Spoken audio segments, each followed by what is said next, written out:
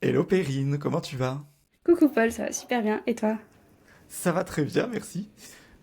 Alors pour ceux qui te connaissent pas encore ici parmi l'audience qui nous écoute, tu accompagnes des créateurs et créatrices à vendre leurs créations en ligne à eux, par exemple des bijoux, des accessoires textiles, des choses comme ça, d'une manière qui leur ressemble, plutôt sans entrer dans les codes du marketing un peu classique ou un peu agressif.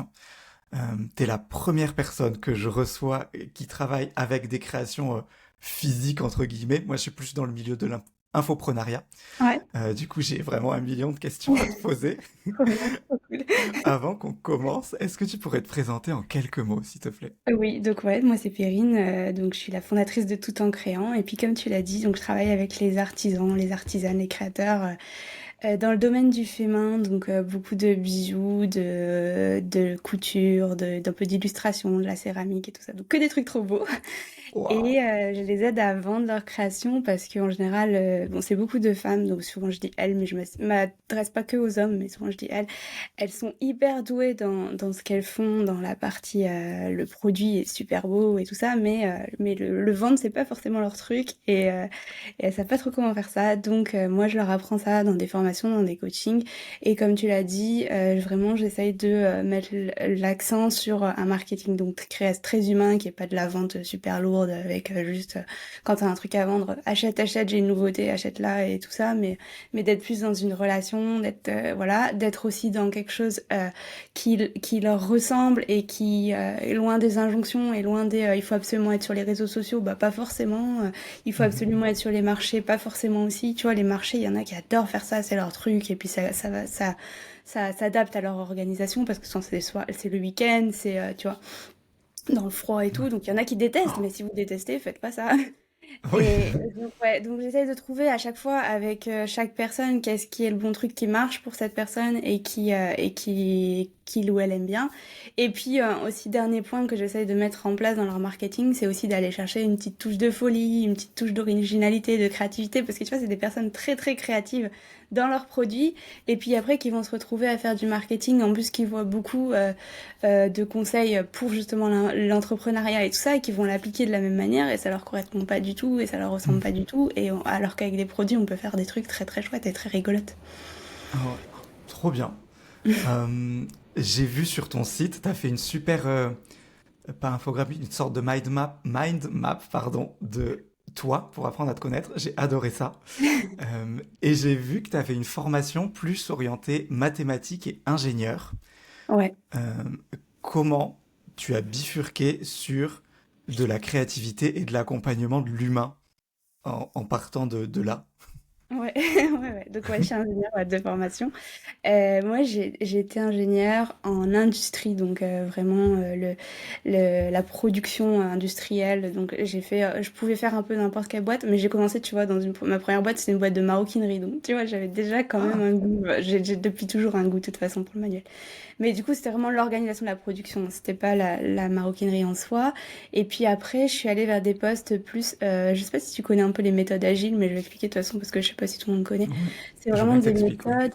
Ouais, des méthodes pour aider les équipes à travailler ensemble, pour aider les équipes à mieux s'organiser, à mieux communiquer ensemble. Donc tu vois, ça reste de l'ingénierie, mais c'est aussi parce que c'est doté dans des boîtes industrielles, mais en fait c'est vraiment très proche du coaching.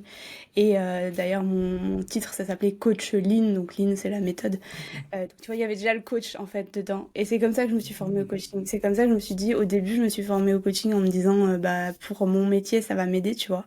Donc, j'ai fait une certification de coach professionnel. Et puis, petit à petit, une chose en amenant une autre. Bah, pour passer la certification de coach, il fallait coacher des gens. Donc, après, j'ai commencé à coacher des gens un peu au hasard. Quand t'es coach, on te dit, vas-y, coach qui tu veux, tu vois. Du coup, j'ai dit, bah, je vais coacher des gens en reconversion qui hésitent dans la prochaine étape professionnelle et tout ça. Et je me suis rendu compte que j'aimais moins quand les gens étaient vraiment dans l'hésitation complète de pas du tout savoir ce qu'ils voulaient faire.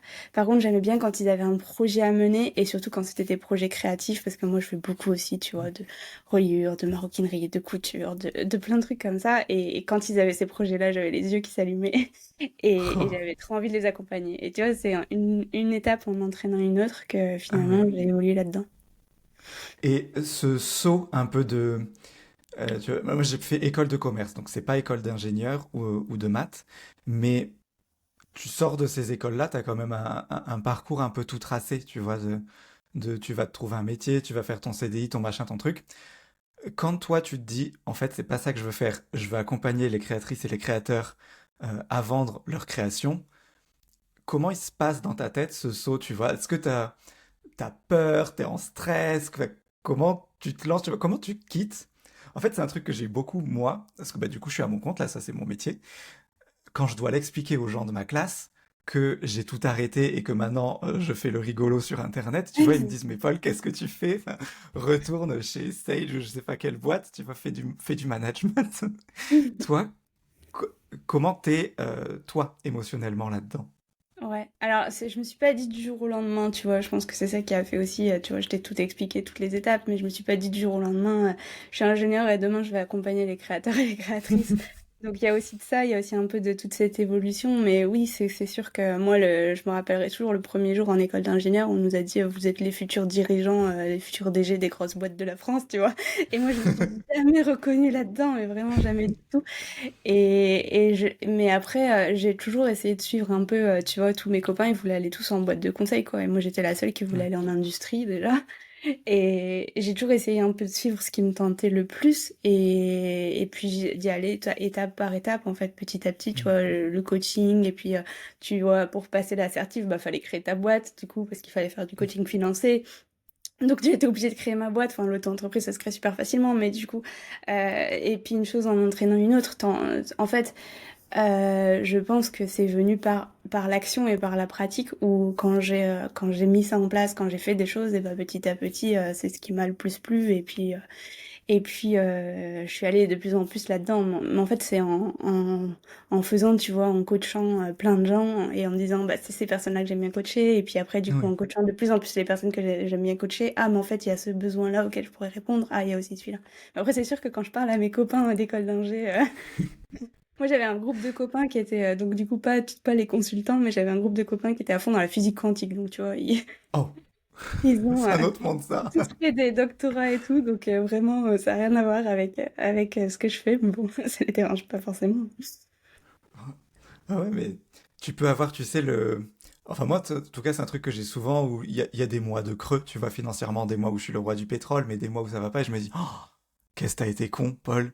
Qu'est-ce que j'aurais été mieux à faire, tu vois, t'es pantouflé d'être dans ton truc là, mais bon, c'est comme ça, c'est plus fun, je pense, la vie Ouais, comme mais en ça fait, qu'on je mène. m'éclate beaucoup plus maintenant que c'est ça, en fait. Exactement. Je dis ça, en fait, ta question, c'était comment je le vis émotionnellement. C'est aussi, je suis beaucoup plus épanouie et ça me plaît beaucoup plus que la partie vraiment ingénierie qui me plaisait pas. En fait, moi, tout ce que j'aimais bien, les cours à l'école, tu sais, en école d'ingé, tu peux commencer petit à petit à choisir tes cours, pas autant qu'à la fac, Ok. mais un petit peu. Les cours que je choisissais, c'était des cours de gestion, relations humaines, développement personnel. C'était là où mes copains choisissaient la méca et tout, moi ça me tentait pas du tout tous ces trucs-là, tu vois. T'étais déjà un peu l'ovni à Ouais. Bah, l'école quand même. en fait j'ai suivi, non mais en fait c'est le truc français, c'est que quand t'es bon à l'école, on te dit vas-y fais une prépa, et puis Ouais. toi, en gros si t'es bon en maths, on te dit fais une prépa ou fais médecine, donc la médecine ça me disait rien, j'ai fait une prépa, et puis tu suis en fait comme ça, et puis Ouais. après tu passes des concours, t'es pris dans une grande école, bah tu vas dans la grande école, Ok. mais en fait tu te demandes jamais si ça te plaît vraiment. C'est quand tu travailles, C'est je vrai. trouve que tu commences à te demander. Ah oui, que tu vois la vraie réalité du terrain. Ouais. Et comment cette formation qui, à première vue, on pourrait se dire que c'est pas vraiment lié à ce que tu fais aujourd'hui, est-ce qu'il y a des choses que tu as réussi à transposer ou alors pas du tout et tu as dû complètement réapprendre un nouveau métier? Ouais, il y a quand même, il y a au moins déjà toute la partie pédagogie où du coup dans mon métier d'avant, dans les méthodes, tu vois, je t'ai expliqué, donc c'est un peu compliqué, donc j'ai fait beaucoup de formations, enfin en tant que formatrice. Donc toute cette partie-là, je l'ai complètement gardée. Ouais, j'animais très souvent des formations, donc cette partie je l'ai gardée. Après, en fait, j'ai fait une école d'ingénieur qui est très généraliste, il y avait un peu de tout, donc effectivement, je vais pas réutiliser la physique quantique, ça clairement pas. Hmm. Mais toute la partie Puis gestion d'entreprise, par exemple, je vois, par rapport à d'autres entrepreneurs, j'avais quand même eu des bonnes bases de comment on fait des bilans, des comptes, des résultats et tout. Bon, je suis en Ok. auto-entreprise, donc j'ai pas besoin de tout ça, mais ça donne, tu vois, quand même des bonnes bases. Ouais, il y a un peu de tout ça. Et puis je pense un peu d'humain aussi, en fait, hein, surtout les compétences humaines que tu développes. Et du coup, j'ai travaillé avec beaucoup d'équipes. J'étais dans un poste en transverse, donc vraiment, je connaissais quasiment toute la boîte. Et puis j'ai beaucoup voyagé. Enfin, je me suis beaucoup déplacée dans toutes les boîtes en France, Trop bien. donc j'avais l'habitude d'être en transverse, de mener plein de trucs, d'arriver, de me poser quelque part et après le lendemain je me posais à Bordeaux et le lendemain je me posais à Brest et et tu vois et je pense que c'est difficilement quantifiable ou mettre des mots dessus mais ça développe quand même plein de relations humaines d'accompagnement, de coaching et tout ça. Trop bien. Mm. J'aimerais qu'on aille un peu dans le sujet qui me brûle les lèvres. Moi, c'est ta spécialité. En fait, j'ai jamais vendu de produits physiques. Moi, je suis 100% infoprenariat. Je vends de l'accompagnement, de la formation, tout ça. Toi, donc, t'accompagnes les gens sur cette voie et j'aimerais que tu m'expliques vraiment comment ça marche et les différences avec ce métier que je connais plus, moi, donc Mm. l'infoprenariat. Je vais te poser des questions, il y en a certainement qui seront débiles, trucs de gros débutants, mais j'ai besoin de les poser, j'ai envie de comprendre. Euh, donc imaginons que je veuille m'y mettre. Tu disais plutôt que les personnes que tu accompagnais avaient déjà, je ne sais pas si c'est une création, un type de métier, je ne sais pas vraiment quel est le bon vocabulaire, mais est-ce que toi tu vois qu'il y a, par exemple, les bijoux se vendent mieux que la maroquinerie ou quelque chose, ou alors des créations que tu déconseilles, enfin, sur lesquelles tu me déconseillerais d'aller? Non, pas forcément. Alors il y a des modes, tu vois, en ce moment c'est la mode par exemple dans les bijoux, les petites pampis. Je sais pas si t'as déjà vu, en fait tu mets une créole Ouais. et après tu viens glisser des pampis, donc tu peux changer les pampis, du Ok. coup, en acheter plein de couleurs, plein de formes et tout. Donc tu vois, il Wow. y a des modes, donc il faut aller dans les modes quand elles y sont. Il y a eu un moment, c'était le mode des sacs bananes par exemple aussi, donc c'est cool d'y aller quand elles y sont, mais c'est pas obligatoire. Par contre, je trouve qu'il est obligatoire, c'est vraiment d'avoir une différenciation, quel que soit ton domaine, tu vois. Par exemple, je prends souvent cet exemple-là, le zéro déchet. Il y a eu un moment où c'était tout nouveau, personne connaissait, donc tu faisais des charlottes, tu faisais des filets à savon, ce genre de choses. Ça se vendait super bien. Aujourd'hui, c'est de plus en plus connu et il y en a partout. Et si tu fais les mêmes charlottes que tout le monde, bah c'est triste, mais aujourd'hui, il y en a sur Amazon, quoi, tu vois. Avant, il n'y en avait Ouais. pas sur Amazon, c'était nouveau, le produit était un peu futé, était malin, tu vois. Mais aujourd'hui, les gens, ils se disent, mais pourquoi je vais aller acheter une charlotte artisanale beaucoup plus chère alors que j'en ai pour presque rien chez Amazon, tu vois. Et du coup, ce qui est vraiment important, c'est d'aller chercher une différenciation. Quel que soit le produit, la technique que tu pratiques, parce que c'est celle qui te plaît toi et que tu as testé, tu vois, mais l'important, c'est d'aller chercher une différenciation. Mais comme en infoprenariat, en fait, hein. Au C'est début, vrai. quand il n'y a pas de formation sur un thème, t'es le premier à le sortir, genre l'IA, par exemple. T'es le premier à sortir ton truc sur l'IA, bah, tout le monde le veut. Et puis après, quand tout le monde fait de l'IA de partout, bah, il faut que tu ailles chercher un précis, un truc plus, plus différencié, et ben c'est pareil, tu vois. Donc là, ça va se faire dans le style, ça peut se faire ça marche mieux souvent, alors c'est pas obligatoire, mais ça marche mieux de se spécialiser dans un truc, tu vois.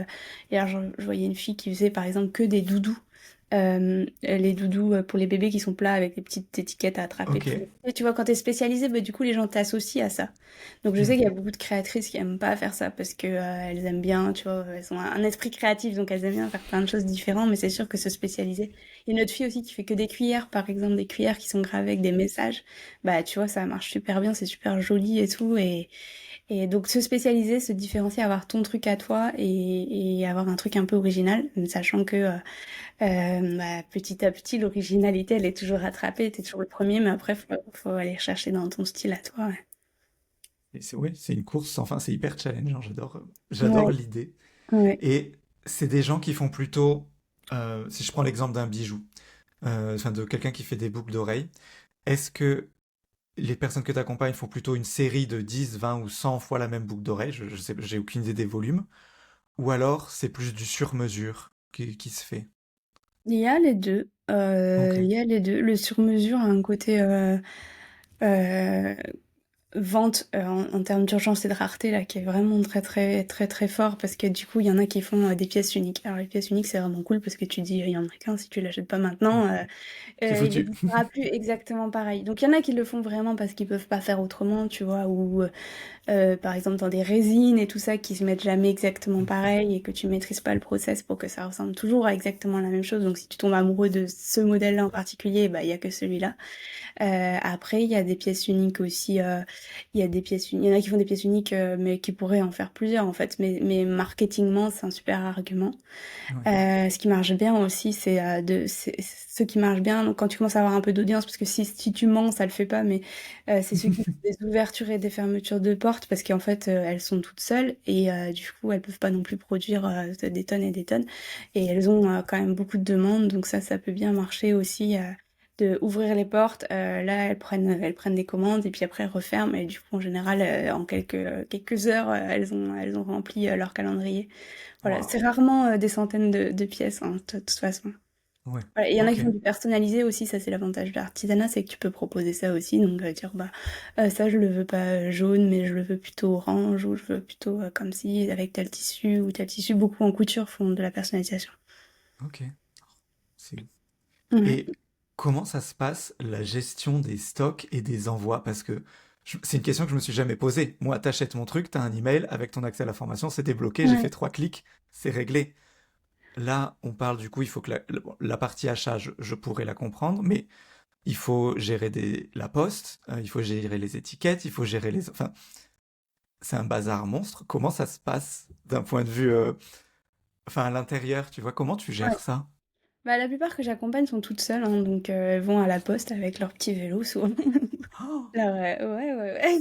Elles essayent de grouper leurs commandes, mais ouais, là, il y en a. Après, quand tu grossis, tu peux commencer, tu vois, à engager quelqu'un ou qui va t'aider à le faire, mais en général, c'est tu as la poste avec tu fais Ah, ton colis et tout, mais du coup, c'est ça qui fait le charme aussi, en fait, de l'artisanat, aussi c'est que le complètement. colis, il a été fait pour toi, t'as jamais, tu vois, moi, je viens d'avoir un bébé, donc elles m'ont envoyé plein de cadeaux, mais t'as jamais juste le truc tout seul, enfin, la création tout seul, elles mettent un petit thé, un petit machin avec, un petit Oh. bonbon, c'est trop, tout est mignon, tout est, donc c'est plus cher, mais tu payes aussi cette expérience-là et ce soin-là et ouais, ce plaisir-là aussi quand tu reçois ton colis, il est trop beau mais elles le font elles-mêmes. Ouais. Oh. Ça me donne envie d'acheter chez tes clientes. Ouais. Tu devrais. Ah bah oui, oui, oui. Enfin, je vais attendre de finir de déménager, ce sera un peu plus... Je suis pas sûr que là, Ouais, ils m'envoient à Istanbul. c'est un peu l'inconvénient de mon boulot, c'est que du coup j'ai envie de tout acheter à chaque fois. Et alors, sur ton site, et on le disait en intro, tu parles de, je te cite, marketing doux, humain et joyeux. Est-ce que, donc tu accompagnes tes clients et clientes à faire ça. Est-ce que tu peux m'expliquer à quoi ça correspond? Enfin, qu'est-ce que c'est? C'est un peu ce que je te disais en début, en introduction, c'est vraiment d'aller chercher donc du marketing. Oui, mais le marketing, c'est un mot qu'elles détestent, tu vois, et qui leur fait Mm. peur et qui est associé beaucoup à j'envoie plein de courriels, je fais des énormes trucs de promo tout le temps. Elles peuvent pas forcément se permettre aussi, tu vois, de faire des énormes rabais ou Mm. de faire des Black Friday, des trucs comme ça. Et dans leur tête, c'est associé à ça. Et moi, ce que je voulais leur montrer, c'est que c'est pas obligé d'être associé à ça. On peut vendre, et surtout dans l'artisanat, en fait. Quand t'achètes un produit artisanal, mettons un bijou à quelqu'un, t'achètes pas le bijou à une marque, t'achètes le bijou à une personne, tu vois. T'achètes le bijou à Hélène, t'achètes le bijou parce que tu la connais, parce que t'as établi une relation avec elle, Mm. enfin tu la lis régulièrement, elle a partagé pas que ses bijoux, mais elle a partagé comment ça se passe dans son atelier, comment elle crée, ses doutes, elle a montré le process et tout ça, et du coup c'est vraiment ça d'aller chercher de l'humanité, de la relation, et en fait c'est ça qui fait vendre, enfin sans même avoir besoin de vendre parfois, des fois c'est Ouais, juste t'es tellement attaché, bah tu achètes autant pour le produit que parce que t'aimes cette personne. ouais, ok. Et est-ce que tu as des exemples, par exemple, d'un client ou d'une cliente que tu as accompagné qui te dit moi je suis perdu, j'ai cru comprendre qu'il fallait que je fasse du marketing comme ça, et où tu l'as réorienté vers une voie qui lui correspond plus? Ouais, T'es pas obligé de citer la personne, enfin, tu peux l'anonymiser, tu vois. ouais, ouais, ouais. Moi, je réfléchis à un exemple précis, tu vois, mais ouais, c'est souvent, bah, en fait, elle voit tellement de choses sur les réseaux sociaux passer, de conseils et tout ça. Par exemple, un des conseils qu'elle voit beaucoup passer, c'est le truc du client idéal. Et en fait, moi, je suis pas d'accord avec ça. En artisanat, le client idéal, enfin, t'achètes pas tout ce qui est bénéfices, besoins et tout ça.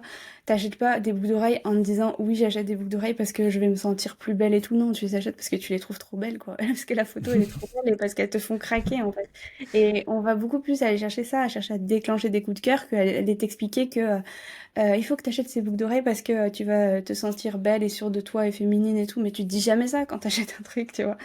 Et du coup, c'est de plus aller chercher des coups de cœur, d'aller chercher à déclencher ça, que de aller chercher des arguments et faire des posts en me disant pourquoi il faut que tu mettes un pull fait main à ton bébé, tu vois, ou des choses comme Mm. ça, parce que tu le trouves trop beau, c'est tout. Oui, c'est tout, c'est la seule raison valable. Ouais. C'est vrai.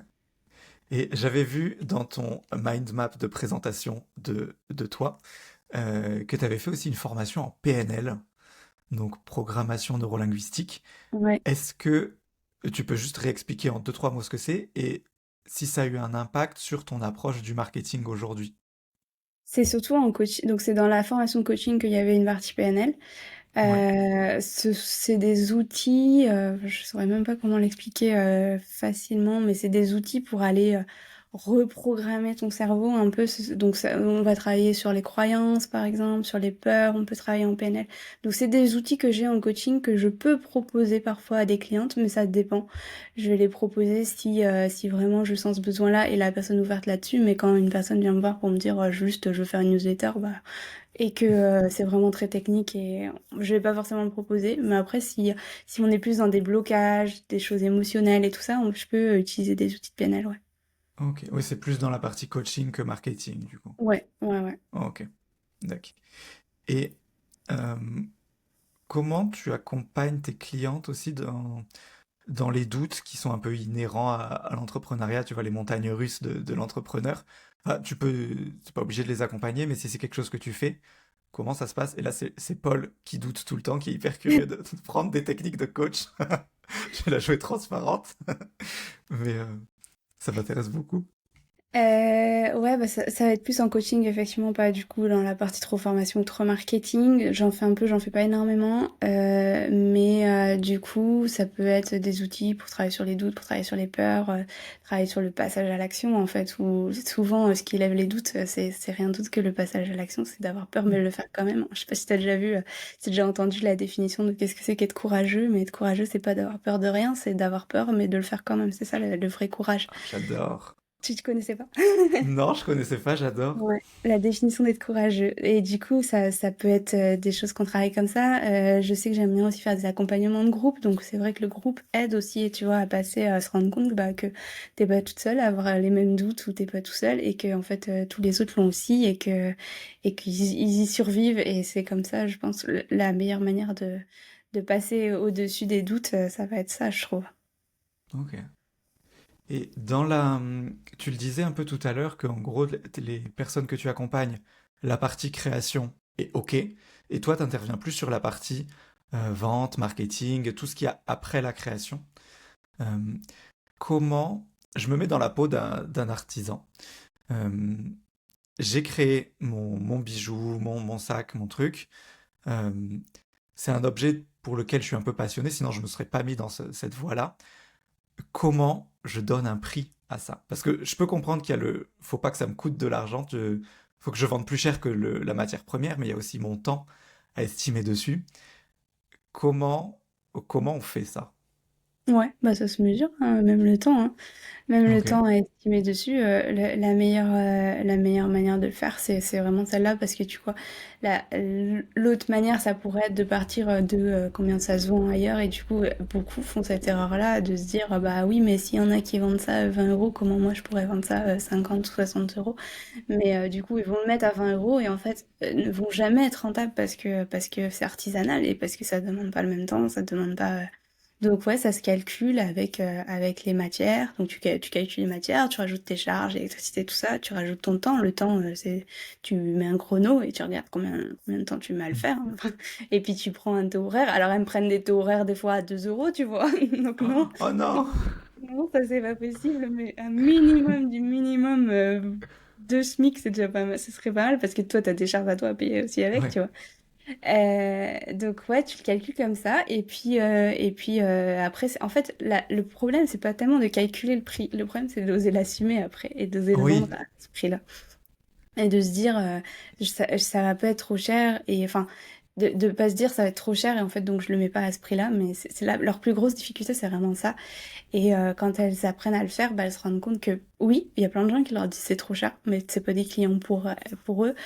Mm. Et juste, il faut trouver les bonnes personnes qui sont prêts parce qu'ils savent que l'artisanat ça vaut ça en fait, et qui sont prêts à Ouais. investir ça dans l'artisanat.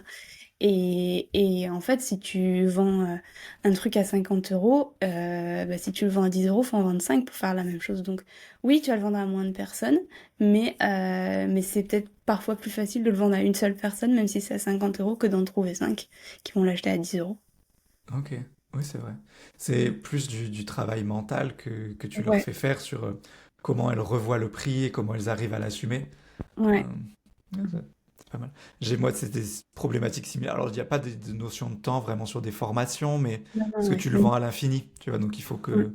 Enfin, c'est un calcul différent, mais c'est vrai qu'il y a ce truc de, ok, la concurrence le vend en gros à 200 ou peu importe le prix, combien je me price, combien je me mets, enfin, c'est complexe, toutes ces questions de prix. Ouais. Ouais. Mais c'est presque plus facile, je trouve, dans l'artisanat, parce que vraiment, ça se calcule pour de vrai, tu vois. Ouais, c'est vrai. C'est juste que après, faut l'assumer. C'est ça qui est plus difficile. Oui, oui, il faut dire, c'est ça mon prix, et Ouais. il est justifié, et je te tiens tête si tu me dis que c'est trop cher. C'est trop cher, bah ok. Ok, bisous, Il y a bye, toujours, en va fait, il y chez. aura toujours des gens. En fait, si tu le mets à 50 euros, il y en a qui vont te dire c'est trop cher, mais si tu le mets à 40 aussi, et si tu mets à 10 euros, il y en a même aussi qui vont dire c'est trop cher parce qu'il y a le même à 2 euros chez Action. Bah oui, bah Hmm, cette personne-là, c'est une personne qui est faite pour aller acheter chez Action et pas pour aller ouais, acheter dans l'artisanat, c'est tout point. c'est vrai. Et moi, j'avais un. Avant cette vie en ligne, j'étais organisateur événementiel à Paris. J'organisais des soirées pour les entreprises. Et on avait un truc dans cette boîte, c'est que les clients les plus chiants, c'était ceux qui avaient le, qui nous prenaient le plus de temps, d'espace mental, tu vois. C'était ceux qui avaient toujours le moins de budget. Et au bout d'un moment, ils avaient une politique un peu de, s'il n'y a pas de budget, te prends pas trop la tête. On, ils iront ailleurs. Il y en a marre, quoi. J'aimerais qu'on passe un peu plus sur toi et moins tes clientes. Qu'on aille sur... bon, on peut commencer par exemple avec ton organisation, ta routine, tu vois, en tant que entrepreneuse. Euh, Comment tu t'organises dans ta vie de tous les jours, dans tes priorités, tu vois? Bon, on n'est pas lundi matin, là, au moment d'enregistrer, mais imaginons qu'on est lundi matin. Comment tu prévois ta journée ou ta semaine? Quelles sont les missions que tu fais au quotidien? Comment ça se passe? En plus, tu disais tout à l'heure que tu étais maman. Euh, donc j'imagine que c'est un, o- un- un autre challenge que moi je suis pas papa, donc je ne sais pas comment ça se passe. Mais comment ça se passe toi pour toi? Ouais, je suis jeune maman, donc c'est en train de changer un peu. L'organisation, c'est pas les mêmes challenges. Mon bébé, il a 5 mois.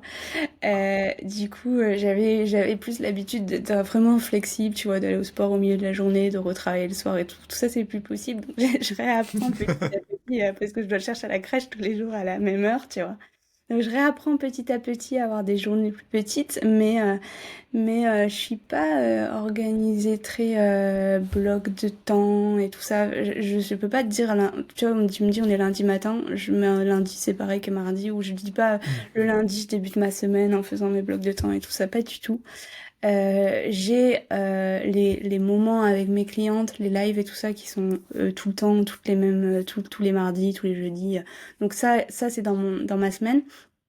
Après, le reste du temps, moi, je sais que j'ai tendance à... J'aime bien faire plein de projets, j'aime bien faire plein de trucs. Je sais pas si t'as vu, j'ai plein de formations différentes, des thèmes Oui. différents et tout. Et du coup, j'ai tendance à un peu m'éparpiller, à faire plein de trucs en parallèle. Donc, le truc qui marche pour moi, que j'applique depuis un moment et qui marche vraiment bien, des fois j'oublie de le faire et c'est bien dommage, mais le matin, je me dis quelles sont les 3 choses max que donc qui sont pas des choses du genre rédiger ta newsletter ou des choses à deadline, tu vois, qui sont vraiment les choses sur les projets de fond, donc une à trois max que je veux avoir faites aujourd'hui. Ok. Et du coup, je m'écris ça sur une feuille tout simplement parce que le fait de l'écrire à la main, je trouve que ça ancre le truc. Et j'essaie de le faire dès le matin ou dès le début de la journée. Ce qui fait que, en général, vers midi, vers 14h, j'ai même presque fini tout ça. Et là, je peux faire toutes les petites actions qu'il faut faire, ou je peux faire d'autres choses si j'ai envie de creuser un autre sujet. Parce que je sais que j'ai réussi ma journée, tu vois. Je sais que les trucs qui étaient vraiment importants, qui sont les trucs de fond, qui font avancer ma boîte, une nouvelle formation, un lancement à préparer, quelque chose comme ça. Ces trucs-là, ils sont faits, tu vois, et ils ont avancé. Et puis les petits machins là, tu les feras toujours un jour, quoi, tu vois. C'est comme ça, C'est ouais. vrai. C'est mes trois prios de la journée, mais vraiment les prios focus. Ah bah, on se ressemble un peu sur l'organisation alors. Mais comment tu arrives à définir, par exemple, que ta priorité du moment, ça va être de créer une formation? Et pas, tu pourrais te dire, si je remettais à jour une ancienne, ça serait plus, ton temps serait mieux valorisé, tu vois. Ou si je sais pas, créer du contenu pour avoir des nouveaux clients, ou comment t'arrives à te dire, c'est ça, le truc sur lequel il faut que je bosse, c'est dans cette mission-là que mon temps, il a le plus de valeur. C'est une question que j'ai pas de réponse, donc encore une fois, je demande à tout le monde. Moi non plus, j'ai pas de réponse, je suis incapable d'en avoir un seul. Mais alors moi, j'ai appliqué un truc, c'est une entrepreneuse anglaise qui s'appelle Elizabeth Goddard, je sais pas je sais pas si on le dit bien, en tout cas, elle s'adresse aux entrepreneurs, mais elle a vraiment des tonnes, quand je dis des tonnes, c'est vraiment genre, elle en a au moins 50 en formation. Et donc, elle se définit comme multi-business owner, un truc comme ça, enfin, un business avec plein d'offres multiples, offres multiples. Et elle a une analogie que j'aime bien. En fait, elle compare donc ses offres à des lapins, tu vois, c'est comme si chaque nouvelle Ok. offre, c'était donc des bunnies, donc c'est en anglais, donc les bunnies. Donc, elle a tous les lapins qui sont là. Chaque nouvelle offre, à chaque fois, elle met un lapin au début de la ligne de départ. Et chaque travail qu'elle fait sur l'offre, elle appelle ça un bunny hop, donc un saut de lapin. Du coup, et du coup, par exemple, un lancement, c'est un bunny hop, mais un travail pour améliorer l'offre, c'est pareil, c'est un saut de lapin. Donc tous les lapins au départ, ils sont au niveau zéro de la ligne, et puis de temps en temps, ils avancent, et puis le reste du temps où ils avancent pas, ils sont toujours là, ils peuvent toujours faire de l'argent, tu vois, mais ils sont juste en repos rentable, quoi. Et Ok. du coup, j'applique ce truc-là, j'aime beaucoup cette image-là, parce que moi, j'ai pareil, j'ai tendance à avoir donc plein de trucs, plein de formations et tout. Donc, et du coup, je fonctionne par sprint un peu, c'est-à-dire je choisis donc soit d'amener un nouveau lapin, donc une nouvelle offre, Mhm. soit de travailler sur un saut de lapin, donc une amélioration sur une offre, un lancement, quelque chose. Et du coup, je choisis ça, et donc pendant une période indéterminée, parce que je me dis pas ça va durer 2 mois, ça va durer un mois. C'est plus petit, j'essaie de les couper plus petits, tu vois, un lancement ça peut durer 2, 3 semaines. Une nouvelle offre, ça peut être un peu plus long. Je vais travailler que sur ce lapin-là ou ce saut de lapin-là. Et, euh, et donc, en général, j'ai souvent un nouveau lapin, un saut de lapin en parallèle et un chantier que j'appelle plus un chantier de développement qui va être développer ma visibilité. Donc, qui sont vraiment des chantiers. Tu vois, c'est pas de produire du contenu régulièrement, ça c'est juste des tâches, mais c'est vraiment des chantiers de développement, d'aller développer quelque chose de nouveau. Là, par exemple, je suis en train de travailler sur une conférence à laquelle je vais participer, tu vois, donc Ok. enfin un sommet auquel je vais Ouais. participer. Donc ça peut être c'est plus un chantier de développement, c'est pas une nouvelle offre, c'est pas un développement d'une offre. Donc j'en ai trois maximum. Des fois deux, des fois un, mais souvent c'est quand même trois. J'arrive rarement à en avoir qu'un. Et ça, je sais que c'est mes trois prios. Donc tu vois, là par exemple, en ce moment, pour que ce soit plus clair, j'ai une nouvelle offre que je suis en train de développer et j'ai le sommet et j'ai pas de travail sur sur Ok. une offre en cours. Donc j'ai la nouvelle offre et le sommet. Et du coup, le matin, mes trois trucs, bah, je me dis, à faire avancer ma nouvelle offre ou le sommet, c'est quoi les trucs à faire? Donc préparer les confs PowerPoint de la conf, ou et rédiger la page de vente de la nouvelle offre, ou tu vois. Ça Ok. me donne ma direction. Mais j'arrive pas à avoir un seul truc et à me focaliser Mhm. sur un seul truc Ah, pendant on a trois envie jours de tout d'affilée parce que tu goûter. vois, la page de vente, au bout d'un moment, j'en ai marre, quoi. Je sais pas travailler 4 heures dessus, tu vois. Moi, j'aime bien travailler 1 heure par là, 1 heure le lendemain, je le reprends, je fais des petits bouts comme ça. Ok. J'adore cette histoire de lapin. Moi aussi. En fait, enfin, j'imagine des petits lapins, je trouve ça mignon. Ouais, ouais. C'est pas de moi, mais vraiment, elle est sympa comme analogie. Oh, j'adore. Tu me l'as amenée, donc pour moi, elle sera de toi. Tu peux la voler. Je t'en donne la maternité. Cool. Et alors, tu parlais aussi de tes accompagnements qui étaient, je crois, les mardis et jeudis. Euh, Comment ça se passe si je prends un accompagnement chez toi, c'est quoi? C'est du coaching groupé, du one-one, c'est du travail en autonomie, c'est un mix. Ça se passe comment? Et toi, combien de temps ça te prend, du coup, dans ton organisation? Ouais, là, ce que je te parlais, donc le mardi et jeudi, c'est la formation sur les newsletters. C'est ma plus grosse formation parce que donc c'est un accompagnement de groupe en fait, c'est même plus que j'appelle ça un bootcamp, donc c'est une formation en groupe avec des lives et tout ça où on va relire les newsletters et tout. Je mets beaucoup l'accent là-dessus parce que je crois énormément au pouvoir des newsletters, surtout pour l'artisanat, parce qu'il y en a très très peu qui en envoient et c'est quelque chose qui vend super bien en plus quand c'est quelque chose qui permet de créer du lien la newsletter. Donc quand tu fais des newsletters qui sont intéressantes et dans l'artisanat, il y a de quoi faire pour faire des trucs intéressants à chaque fois qu'elles en envoient. Elles ont des fois 30 personnes sur leur liste, elles font 4-5 ventes, tu vois. Elles se rendent même pas compte parce qu'elles savent pas C'est les énorme. versions et tout ça, mais c'est énormissime si elles en avaient 300. Euh, et du coup, ouais, du coup, ça a une puissance et ça a vraiment une efficacité, les newsletters dans l'artisanat. Donc, c'est la grosse formation que j'ai. Et puis après, donc ça, c'est le mardi, jeudi. Il y a aussi, j'interviens en tant que coach dans une autre formation aussi. Donc, ça aussi, c'est le mardi, jeudi matin. C'est pour ça que je t'avais dit mardi, Mhm. jeudi. Et Ok. après, il y a du coaching individuel. Donc, ça, il y a pas de, c'est entre toi et moi, on définit.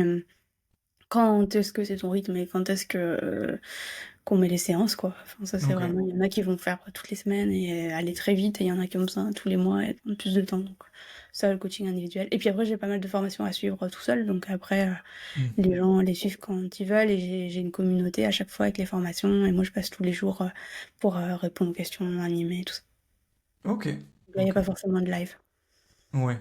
Et puis c'est plus adaptable au niveau de toi, ton agenda, et tu fais ça un peu quand Ouais, t'as le temps, quoi. Dans tes ouais. petites tâches de l'après-midi. Voilà. Et comment, là on passe plus dans la tête, mais comment tu gères toi tes moments de doute? Tu disais que tu dois avancer, mais il n'y a pas des moments où tu as envie de pleurer sous ta couette? En plus, j'imagine que là, gros chamboulement du coup avec le bébé, mais comment comment ça se passe dans ton quotidien vraiment ces moments-là? J'en ai eu un gros moi récemment et je sais, j'ai la théorie qu'il faut que je baisse la tête et que j'avance, tu vois, ou éventuellement on avance un peu plus lentement, mais comment tu le fais?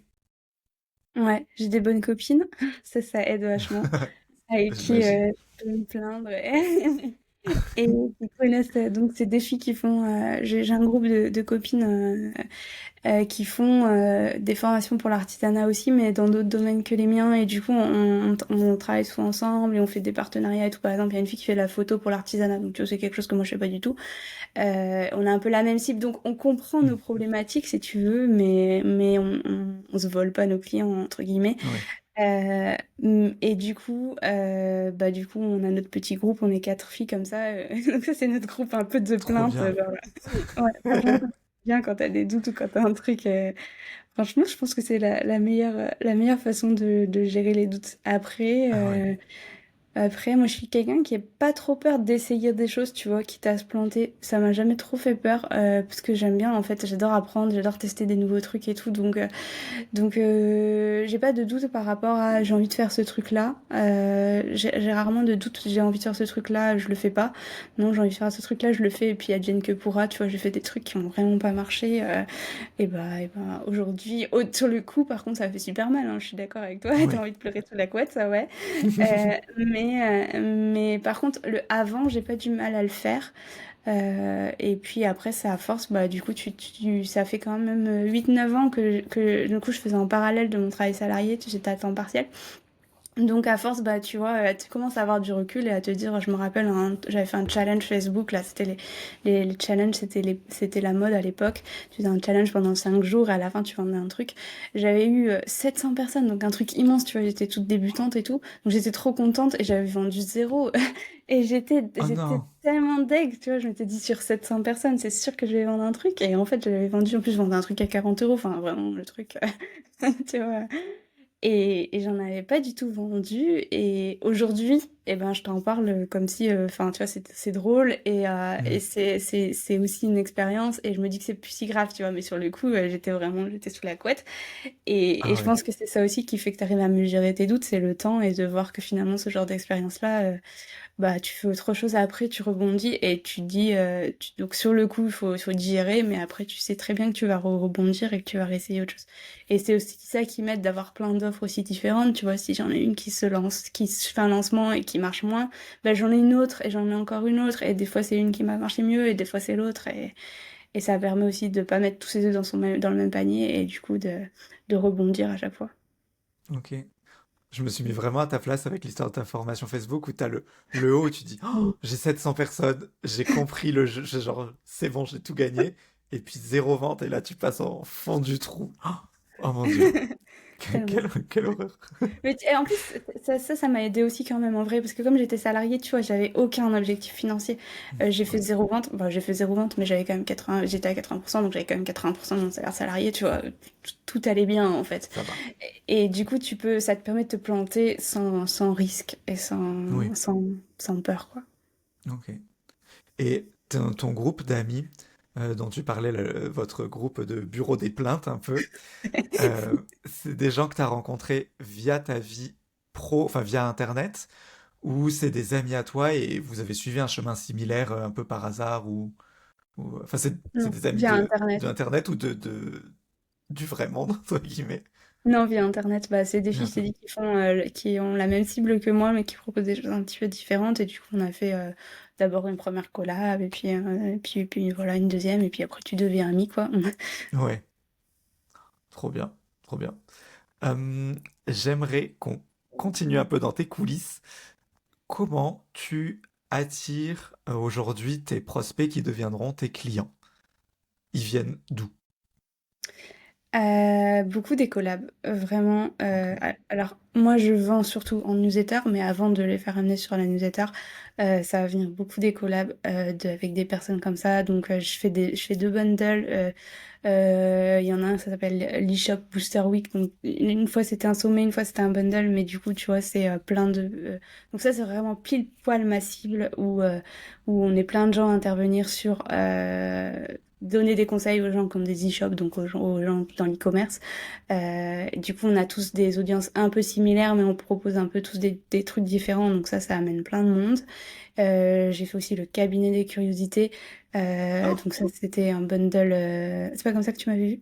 Je pensais. ben, c'est peut-être comme... En fait, il y a plein de gens que je contacte, mais au bout d'un moment, je sais plus Ouais. via où je suis arrivé aux gens. Ouais. Mais je pense que... Enfin, t'es pas du tout la première qui me dit que j'ai fait le cabinet des curiosités. Je me dis, oh, c'est pas possible, j'ai contacté tout le monde de ce truc. Donc ça fait 2 ans que je le fais, tu vois, donc ça aussi, ça apporte pas mal de monde. Alors, un peu, enfin, différemment le cabinet des curiosités, puisque c'est pas pile ma cible, mais par contre, il y a plus de monde, donc ça m'apporte aussi des gens peut-être un peu moins ciblés, mais un peu différents. Donc ça marche bien. À un moment, les lives Instagram, ça marchait bien, maintenant plus tellement, mais ça va être beaucoup ça. La fille chez qui je fais des coachings, tu vois, c'est pareil, c'est dans ma cible, donc ça va être beaucoup de s'adresser à des gens qui font des trucs dans ma cible mais pas forcément la même chose, ou ça va être ça qui va vraiment plus me faire connaître. C'est ça qui Ok, fait grandir. Après, j'ai fait un tout petit peu de pub, ça marche bien aussi. Pour le coup, je trouve encore en auto-entreprise, donc c'est pas très intéressant pour moi d'investir en pub financièrement, mais par contre, j'ai une pub hyper facile, enfin, j'ai des très bons résultats de pub parce que c'est une cible qui est pas très ciblée par la pub, c'est pareil, tu vois, c'est oui. pas comme quand t'es dans l'entrepreneuriat où t'arrives à des 5 euros ou 10 euros de lead, je sais pas si t'es un Oh là peu là. familier en pub, mais moi j'ai des leads à 0,70 quoi, tu vois, donc j'ai de la pub pas Avec chère. Meta, Ouais. sur... c'est les soldes de donc. Bah ouais, donc ça marche bien aussi. Donc j'en fais un petit peu, pas énormément, mais ça peut m'arriver d'en faire un peu. Ok. Et comment tu les trouves, ces collaborations à faire? Parce que j'aimerais de plus en plus en faire. J'ai jamais fait ça. Mais beaucoup de gens, du coup, bon, c'est peut-être parce que du coup, je me retrouve à parler à des gens du cabinet des curiosités, donc tout le monde m'en parle, tu vois. Mais que ce soit celui-là ou les autres, comment ça s'est passé pour toi pour les rejoindre? C'est toi qui va démarcher? C'est eux qui sont venus? Alors, Comment je ça suis s'est passé? hyper mauvaise sur ça pour l'instant. J'ai toujours été invitée. Et je sais que Ok. c'est dommage et que. Enfin, non, c'est pas dommage, mais je sais que ça marche bien, tu vois. Mais Mhm. après, il faut choisir aussi ce qu'on fait. On peut pas tout faire en même temps. Mais Ah bah oui. je pense que ça vaudrait vraiment le coup de les démarcher parce que ça marche très bien pour moi. Mais pour l'instant, aujourd'hui, j'ai souvent été invitée quand même.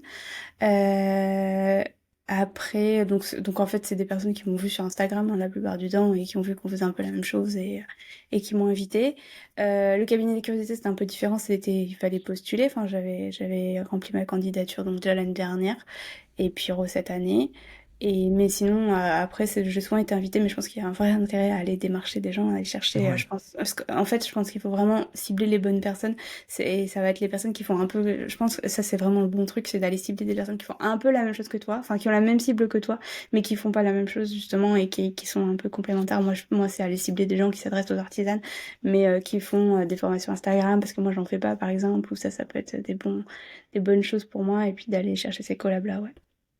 Ok. Ah bah, très intéressant. Ça va faire partie, je pense, de mes objectifs de 2026. Moi aussi.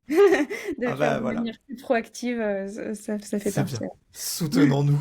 Ouais. Alors, je suis allé voir les programmes que tu vends. Donc, comme tu disais, tu as beaucoup de lapins. Encore Et je suis assez, sans... Pas j'en ai une encore liste de, assez? j'en ai une liste de 43 à faire un jour. Oh, ah, et d'où te viennent toutes ces idées? De échanger avec mes clientes. Après, tu vois, quand je dis 43, tu vois, de plus en plus, je vais vers des petites formations sur des sujets vraiment très précis, genre, tu vois, calculer ses prix, ça pourrait être un truc, tu vois, dont on parlait tout à l'heure, j'ai pas aujourd'hui ça, mais tu vois, des choses qui sont être vraiment plus précises et plus rapides à suivre qu'un gros truc de réussir, te lancer dans l'artisanat, tu vois. Moi, je Hmm. préfère aller sur des sujets de plus en plus précis. Donc 43, c'est pas si énorme que ça en fait. Ça peut être Ouais, 43 mini-sujets. Mais comment me viennent sur les idées, c'est vraiment en échangeant avec les clientes. Du coup, je fais quand même pas mal de live. Je te disais, j'ai une communauté, je passe tous les jours. J'échange beaucoup sur Instagram aussi en message privé et tout ça. Et ça me montre les besoins en fait. Ça me montre où ils en sont, qu'est-ce qui leur pose problème. Mais c'est informel en fait. Enfin, j'ai pas un objectif derrière la tête quand j'échange avec eux. oui, C'est juste j'échange et puis, oh tiens, une personne qui me dit ça. Tiens, une deuxième personne qui me dit ça. Ah, tiens, une troisième personne qui me dit la même chose. Ah, il y a peut-être un truc à faire là-dessus. ouais, Et du coup, après, je vais aller, comme j'aime bien apprendre plein de trucs, je vais aller étudier, je vais aller voir, je vais aller apprendre tout ce qu'il y a à apprendre sur le sujet et le réadapter à l'artisanat parce que souvent, c'est pas forcément adapté et puis le retransmettre que ça leur, pour que ça les soit utile. ok, trop bien. Et du coup, tous ces lapins, je vais faire que parler de lapins. Tu l'as pas. Oui, j'adore l'image. Euh, Écoute, j'ai vu de quelques dizaines d'euros il y en a à plus de 1 000 euros, j'ai vu sur les gros accompagnements. Comment tu les vends? Est-ce que c'est accessible tout le temps? Tu parlais de lancement de temps en temps. Euh, comment tu gères tes lapins? C'est accessible tout le temps, la plupart, enfin, sauf les accompagnements de groupe où il y a des dates, tu vois, et il Hmm. y a des promos du coup. Des promotions, pas, enfin, pas des rabais, Oui. des Des promotions. groupes, des Voilà, dates, des groupes. des cohortes. Voilà, il y a des cohortes, ouais, comme disent les Québécois. Euh, du coup, c'est accessible tout le temps. Après, des fois, je fais des lancements, je fais des offres spéciales. Ça peut arriver pour donner un petit coup de boost selon les moments sur certaines formations. Il y a toujours un lancement la première fois aussi, où c'est souvent... J'aime bien faire une première fois bêta, en version bêta test. Donc, souvent, c'est en live, enfin, c'est des lives, et après, j'enregistre et j'en fais la vraie formation. Donc, la version bêta, elle est souvent moins chère et elle est accessible en live, donc c'est super intéressant pour les gens qui Ah ont bah envie de ouais, le faire, parce que du coup, ils peuvent poser toutes leurs questions et tout. Et puis après, ça reste souvent accessible tout le temps, ouais. ok. Et du coup, tes formations plus bêta, normales, c'est des enregistrements des lives de la bêta. Oui. Non, non, Ok. non, c'est des vidéos. Je refais les vidéos. Je sais, Ah, tu pas, retournes les vidéos. c'est pas optimal, mais je retourne les Ok. vidéos. C'est bon. J'aime le travail bien fait. Non, mais c'est pas que c'est pas bien fait en plus quand c'est enregistré en live, mais j'aime bien. Ça dépend. Si vraiment j'ai pas trop changé le truc. En fait, le bêta me permet aussi de tester la méthode, tu vois, souvent. Et souvent, je vais adapter quand même un peu la méthode. Du coup, c'est pour ça que je réenregistre aussi. C'est pas juste pour qu'il y ait pas Oui. de petits trucs de live, mais c'est surtout parce que je vais réadapter la méthode, je vais revoir certaines choses. Et du coup, réenregistrer me permet de refaire ça. Oui, ouais, ouais, je comprends. Puis tu peux voir s'il y a eu des questions sur un point précis, ça veut dire que ce point-là a été pas Ouais. assez expliqué ou mal fait, ou enfin peu importe, et que du coup, faut retravailler dessus. Ok. Et tout ça te permet de générer un chiffre d'affaires annuel de quel ordre d'idée? T'as le droit de pas me répondre, de me dire Joker, mais pour avoir juste un ordre d'idée. Ouais. Je te joker, mais plus parce que, en fait, là, tu vois, j'étais en congé mat, et du coup, c'est un peu... Hmm. en fait, moi, je me suis mis à temps plein en 2023, donc, enfin, fin Ok. 2022, début Ah, c'est 2023. récent.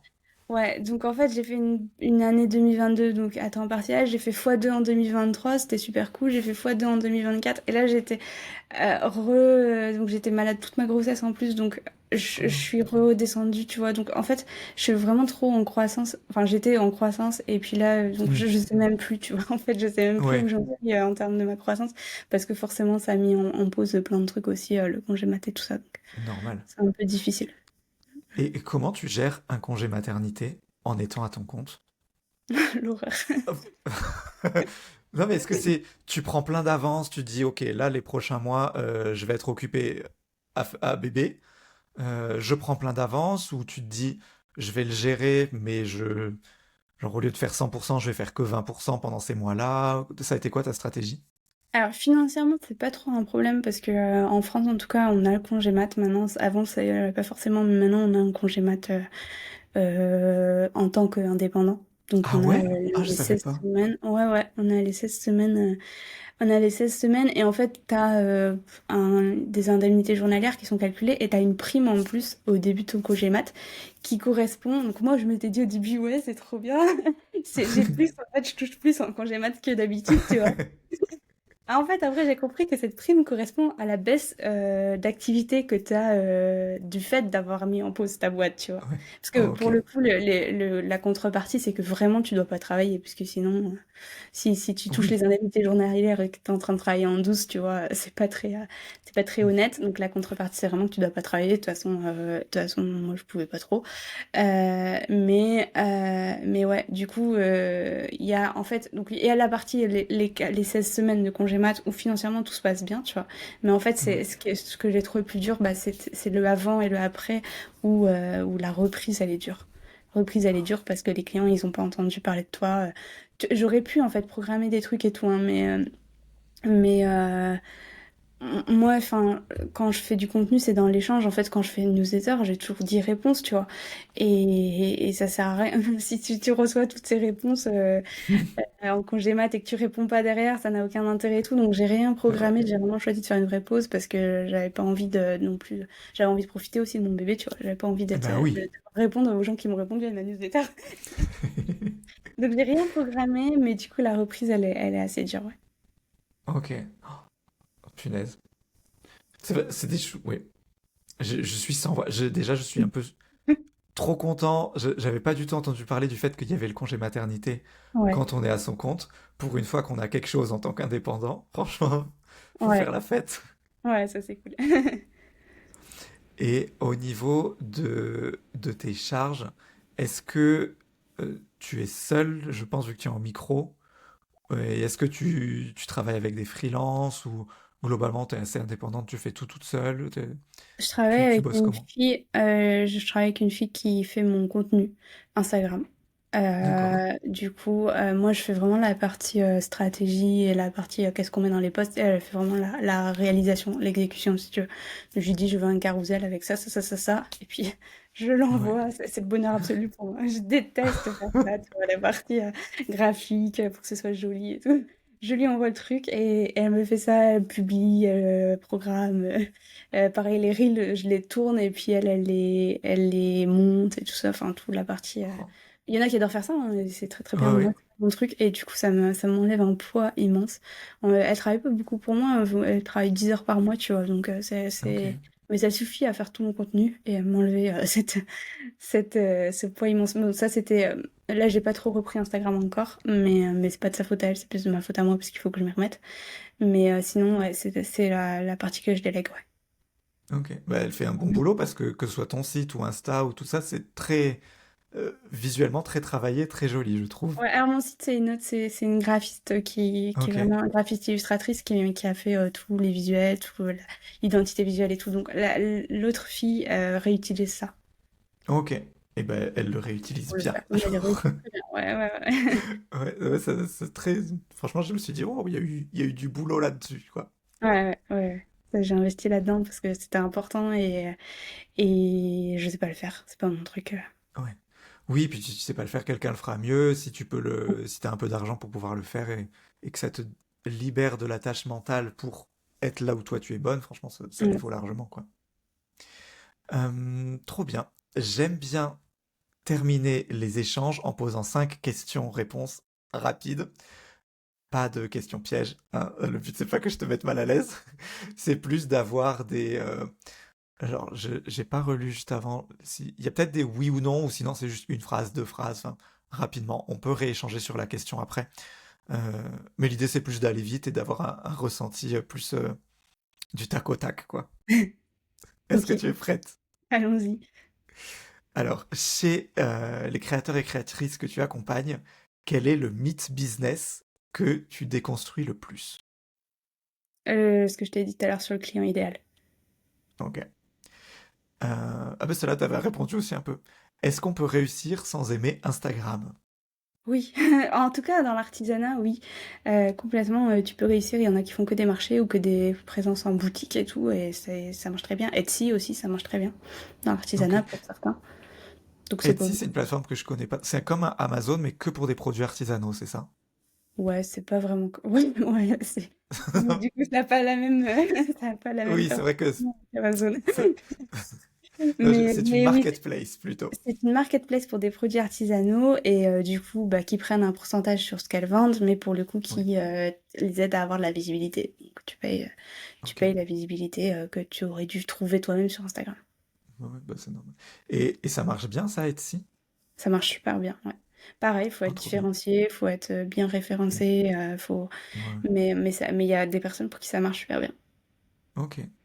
Et toi, alors là, je sors de mes questions, hein, mais tu accompagnes aussi, par exemple, si quelqu'un, tu te rends compte que pour lui ou elle, ce serait le marché, enfin, d'aller faire des marchés qui est le plus adapté, c'est quelque chose sur lequel tu accompagnes aussi ou pas? Pas encore, mais c'est Pas prévu. encore. Ça fait partie des 43 futurs lapins. C'est ça, ouais. Les marches. Etsy, non, Etsy, je connais vraiment pas. Mais par contre, je Ok. pourrais recommander quelqu'un. Mais oui, Etsy, il y a une manière aussi de bien faire tes fiches et tout ça. C'est du référencement et tout ça. Mais donc il y a quelque chose à faire pour que ça marche bien. Là, je peux recommander. Les marchés, c'est un truc qui est prévu, ouais. Ah, trop bien, tu mets le Mm. suspense. Ouais. On revient dans nos questions. On en est à la 3 sur 5. Quelle est la phrase que tu entends le plus chez les créateurs et créatrices en reconversion? Euh... hmm, Je sais Ou une pas. phrase que tu entends beaucoup? Ouais. Euh... Je sais pas si c'est une phrase, c'est pas vraiment une phrase, mais plus l'idée qui revient, c'est du Ouais. coup, et qui est un peu une erreur, c'est du coup, je vais me lancer en reconversion, c'est de croire que il suffit de produire pour que ça se vende. Le truc que j'entends le plus, c'est Ok. ça, de croire qu'il suffit d'avoir des produits pour ça se vende, quoi. Tu les montres et tu dis, voilà, j'ai fait ça, et tu vas avoir 50 personnes qui les veulent, Hmm. et de pas travailler du coup la vente, le marketing, la mise en valeur, les photos, super important aussi. C'est Ouais. de se dire, il suffit d'être bon dans ce que je fais. Donc c'est pas une phrase qu'elles disent, c'est plutôt une croyance qu'elles ont et Ouais. qu'elles ne voient pas forcément. Mais il suffit d'être bonne dans ce que je fais, de faire des jolis trucs pour que les gens veuillent les acheter. Ouais. C'est vrai que ça, c'est un gros truc que je vois aussi chez certaines personnes que j'accompagne. Pas du tout dans l'artisanat, mais même juste dans l'infoprenariat. Ouais. De juste, mais si, ma formation elle est bonne, pourquoi personne veut l'acheter? Personne sait qu'elle est bonne si personne te connaît. Elle existe déjà. Voilà. Ok. Quatrième question. Est-ce qu'il faut se montrer, soi, son visage, pour vendre? Non, pas dans. Je te réponds vraiment pour l'artisanat. Non, Oui, il oui. faut pas forcément, mais il faut montrer ton humanité. Du coup, ça peut passer par des photos où tu vois, on voit des mains, par exemple. Ça peut passer par, on te voit travailler, même si on voit pas ton visage.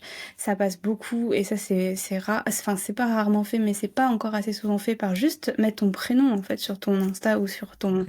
sur ton site quand t'es créatrice, quand t'es artisane. Ça peut passer par écrire en jeu. Il y en a plein qui écrivent en nous, je sais pas pourquoi, sur leur site, comme s'ils étaient une équipe de 50 alors qu'elles sont toutes seules. Voilà, donc c'est montrer qui tu es pour qu'on puisse connecter avec toi en tant qu'humaine, en tant que personne. Donc pas forcément ton visage, si t'es pas à l'aise avec ça, mais au moins qu'on sache, qu'on connecte avec toi, Paul, tu vois, et pas Ouais. euh, un inconnu derrière un nom de marque. Ok. Et ça, je pense que c'est un problème aussi qui a hors de l'artisanat, enfin, qui a plein d'endroits de, comme je vois dans des gens que j'accompagne, qu'il y a ce mythe un peu où il faut que tu arrives et que tu sois une grosse entreprise, ou que du moins que tu aies l'air grosse entreprise et que tu aies l'air professionnel et que ça vendra mieux, que ça rassurera. Alors qu'en fait, ça rassure mieux s'ils te connaissent et qu'ils t'apprécient enfin, qui t'ont rencontré, quoi, qui a une relation avec toi d'une manière ou d'une autre, c'est comme ça que ça vend mieux. Et que les grosses entreprises ont tendance de plus en plus à utiliser un visage ou une Ouais. égérie ou faire communiquer juste une personne de leur entreprise parce qu'ils se rendent compte que ça vend mieux. Donc, c'est vraiment comment les petits Mm. font faire les gros et les gros essayent de faire les petits. Ouais.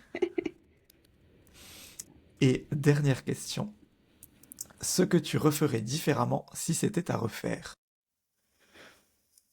Je pense que rien, parce que j'avais Ah, c'est la besoin de réponse passer facile, par ça. ça. Ouais, mais j'avais besoin de passer par ça, tu vois, à chaque fois, en fait. Évidemment que je referai pas le challenge Facebook, par exemple. De manière. Non. Qu'est-ce que je referais différemment? Alors, j'essaie de répondre pas la réponse facile, du coup. Faut pas Euh, tricher. mm, Qu'est-ce que je referais vraiment différemment? Hum, Ah, je ferais pas de copywriting, je crois. Alors, en fait, donc, je me suis aussi formée au copywriting. Et parce qu'en fait, ce qui s'est passé, c'est que quand j'ai commencé à développer ma boîte, j'ai créé des newsletters. Et puis, il y a une personne qui est venue me voir en me disant, elle est super sympa ta newsletter, tu veux pas écrire la mienne? Puis une deuxième, puis une troisième, tu vois. Et au bout d'un moment, je me suis dit, bah, il y a peut-être un truc. Et du coup, donc, je me suis formée en copywriting et pour prendre des missions de copywriter. Et en fait, j'ai détesté Ok. faire ça. Oh, Autant j'adore le copywriting. En fait, moi j'adore la transmission et j'aimais pas le faire à la place des gens, tu vois, où tu fais le truc et puis après tu leur donnes et eux ils le publient jamais. Ou j'avais cette frustration-là. Et puis enfin, c'était pas mon truc en fait de me mettre à la place et d'écrire à leur place. Par contre, j'adore écrire pour moi et j'adore enseigner aux gens comment écrire. Donc, je sais pas si tout le monde connaît dans ton audience le copywriting, mais l'écriture persuasive, donc écrire pour ouais. vendre très simplement. J'adore leur enseigner comment le faire, mais j'aime beaucoup mieux les coacher, leur montrer comment elles peuvent trouver des histoires à elles, le raconter à leur manière à elles, que de le faire à la place des gens. Donc je pense que je referai pas Ok. l'émission en copywriting. Eh ben, trop bien. On a notre réponse du coup. Ouais. Merci beaucoup vraiment d'avoir accepté de passer ici. Est-ce qu'il y a un sujet dont tu aurais aimé parler et que ben, on a oublié? Non, je crois pas. Toi, t'avais d'autres choses, d'autres questions? Ah non, moi Non, j'ai t'avais plus toute ma rien dans ta liste de liste. questions a été checkée, barrée au fur et à mesure. Cool, bah non, il y a rien qui me vient de plus, différemment. Trop bien. Alors si quelqu'un veut te contacter, où est-ce qu'il te retrouve, par où il passe? Ma newsletter, c'est là où je suis la plus active et j'ai le plus d'échanges. Donc sur ma page d'accueil, c'est le premier truc que tu vois, le premier Ok, cadran pour s'inscrire direct à la trop newsletter. bien. Bah, je remettrai les liens dans la Mm. description, comme ça ils ont qu'à cliquer et ils y arrivent direct. Ouais, Trop bien. Et ben merci beaucoup Perrine, je suis vraiment super content, j'ai appris plein de choses. trop bien. Tu vas investir, tu vas acheter des choses maintenant. Ben Dans franchement, l'artisanat. ouais. Ouais, ça me fait réfléchir. En fait, je vais pas passer 100% artisanat, je pense, question de budget et du temps de recherche, tu vois. Alors je suis le diable, mais je suis un gros consommateur Amazon. C'est quand même pratique, leur plateforme. Euh, mais de plus en plus, je me dis, il faut que je regarde s'il y a une option artisanale euh, qui me conviendrait aussi, parce que je j'ai pas ce réflexe-là, en fait. Et j'ai vraiment envie de le faire, et tu m'as relancé dans cette envie. Cool. Trop bien. Eh ben, merci beaucoup. À bientôt. À bientôt.